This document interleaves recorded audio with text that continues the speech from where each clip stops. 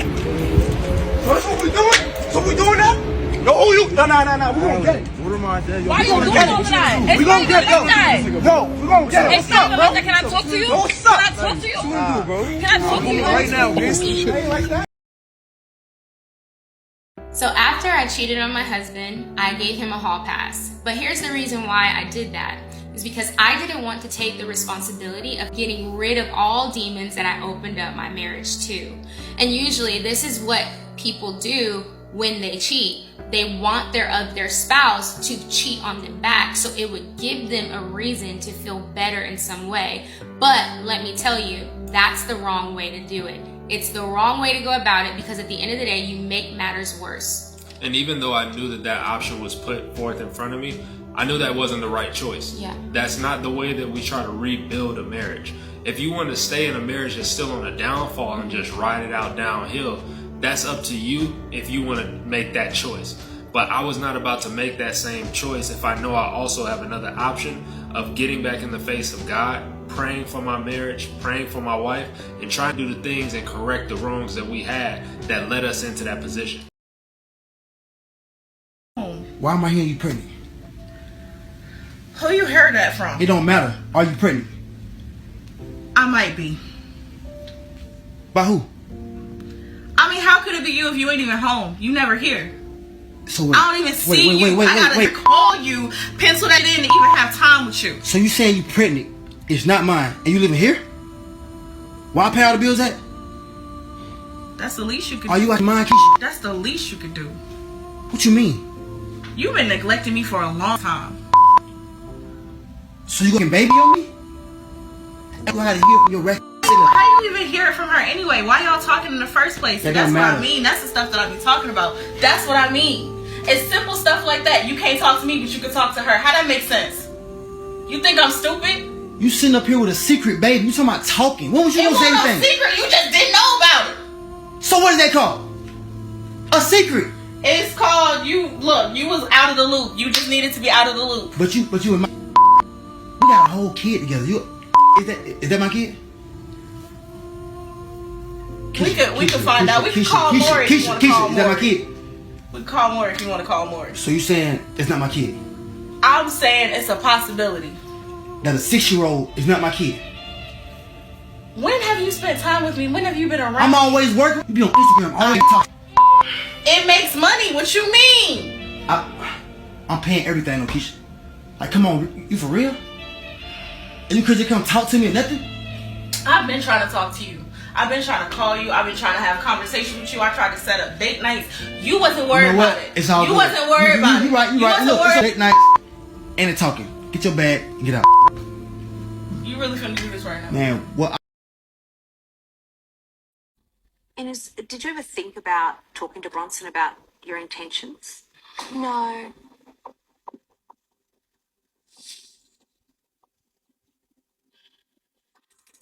So are you aware right now about the impact on him? Bronson's been through a bit in life. I'm sure you know he will survive.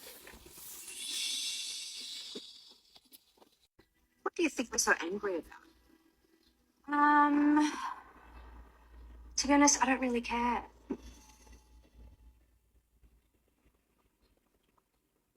I just don't regret anything, ever. Like, I'm a person.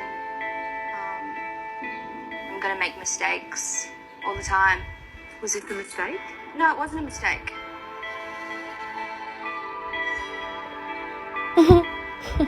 I think now's the time. You really finna do this right now? Man, what option are you giving me? What you want me to do? Play daddy daycare here? No, not doing that. You gonna sit up here and lay in the bed while you pregnant? Like, how long is you gonna keep this up? Was you gonna say anything at all? I mean, what do you sit here and tell me what you doing when you gone all hours of the night, when you don't come back for 2 and 3 days? But you working though, right? You working. Cause what job has you gone for that long? And let me guess, your phone just you don't have a charger? Your phone just don't work? Your thumb's broke? You don't have a way to communicate with nobody? The difference is, ain't nobody telling you nothing though. You ain't hearing it from my friends. But you on the other end, your friends, yeah, they quick to tell me how you I don't pregnant get by another nothing guy. from your friends because all your friends trying to talk to me in the first place. Whatever. Man, listen, man. I ain't trying to do all this, got a little boy in there. Get your stuff and get out for real, Keisha. You gotta go. I ain't doing this. Whatever. You job, you ain't getting pregnant. That's crazy. Whatever. Talking about neglect. Neglect. If you wanted something more to happen, you should have been here. You should have been here. Who gonna pay the bills? Huh? You can find a job where you actually spend. She had been married to her husband for 5 years, together for 9, and she believed him to be perfect in every way imaginable. He was kind, sincere, honest, open-minded, intelligent, easygoing, and humorous. Their emotional, verbal, and physical relationship had never had any issues. She worked in an industry that required a fair amount of travel, typically 2 out of 4 weeks per month for about 3-4 days per week. Most of her travel involved going to conferences and events with colleagues, where she often needed to have dinner and drinks as part of her job. About 3 months ago, at an event, she met a man named Tom and found him to be absolutely gorgeous from the first moment. Tom had a charismatic personality that could control a room, and she was instantly drawn to him, like everyone else.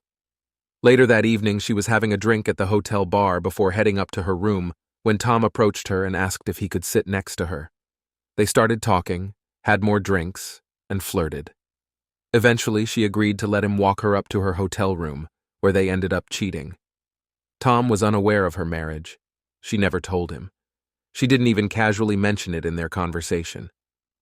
The next morning, she woke up shocked by what she had done and started crying.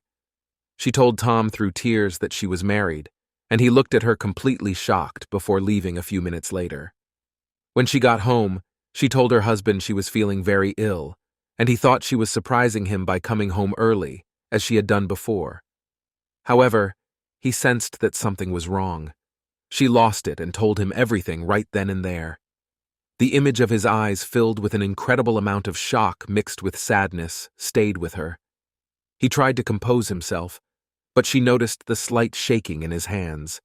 He didn't say a word, packed an overnight bag, and left.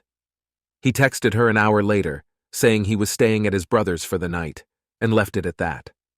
3 months later, she asked him if they could seek marriage counseling, but he didn't answer. She asked if they could talk about it, but he didn't want to. He had been sleeping in the spare bedroom since she told him. In fact, he had only said maybe 10 things to her in the last 3 months, mostly about chores like taking out the garbage or asking if she was done using the shower. She knew her actions were wrong and completely her fault. She couldn't figure out why she had cheated on him in the first place. Desperate to save her marriage, she was willing to do anything to fix it. Their friends and families knew what happened, and her own parents had told her that if he wanted a divorce, she should honor it. She hoped it wouldn't come to that. She was at a loss for what to do. According to her, she wanted to cry every time she saw him and smother him with love and kisses and affection. He didn't display any emotion in front of her, but she believed this was destroying him inside. She was willing to do anything and everything for him and for them to be better. She didn't want to lose the greatest thing that had ever happened to her, him. But honestly, to the woman I would say, even if he forgave you completely, what would stop you from doing this again? Cheating women can never be trusted again. Once the trust is broken, it's nearly impossible to fully rebuild. Even if they express remorse and vow to change, the damage is done. Trust is fragile, and once it's shattered, it's challenging to piece back together. It's a betrayal that lingers, casting doubt on every interaction and decision. Without trust, a relationship is built on shaky ground, destined for further turmoil. You claim to have had a perfect marriage, yet you were willing to cheat simply because the other man was attractive. There's no way to guarantee that you won't do it again. For that reason alone, your husband can't just take you back and trust you again. I feel sorry for your husband. I hope you can let him go and find someone who truly values him. It seems like you didn't appreciate having a perfect husband and instead wanted some drama in your life. You've shattered your perfect marriage. Even if you manage to move forward, things will never be the same. However, you did take responsibility for your infidelity immediately, showing genuine remorse. Whether he can forgive you is now up to him. But like this one commentator said, I cannot stand a cheater. When I read these types of posts, it tears me up inside and I try to put myself in your husband's shoes. He trusted you and you spread your legs for another guy. When he looks at you, in his mind he sees you giving this other guy a blowjob, him eating you out, you moaning in pleasure, calling the other guy's name as you climax. He sees you asking him, the coworker, to give to you hard and fast. Did you even use a condom? Did he come inside you? Did you swallow? All of these things will be going through his mind. Now, when you go on these work trips, how is your husband ever supposed to trust you? He trusted you as his wife, and you fucked another guy. And that's it for today on Sigma Traits. Make sure you hit that like button, smash that subscribe button, and don't forget to ring that notification bell so you can be the first to know when my new video drops. Let us know your thoughts in the comments below. See you all tomorrow.